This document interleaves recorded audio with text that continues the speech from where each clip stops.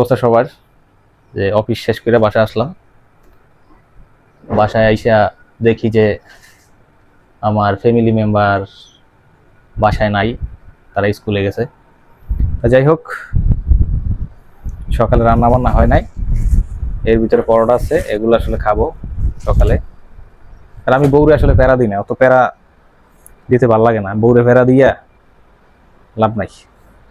আমার বউরে কইছি, যেহেতু নাইট ডিউটি করি সেহেতু বউরে কইছি যদি কিছু রানতে পারো রানবা, না রানবা না, অত প্যারা নেওয়ার দরকার নাই।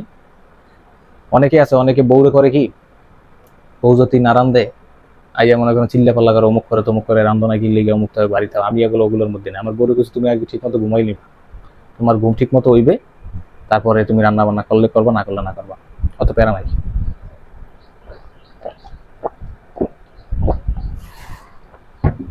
বউরে ভালোবাসতে হইবে, তাহলে ভালোবাসা পাইবেন।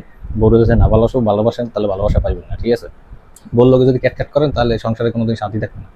বউরে ভালোবাসতে হবে।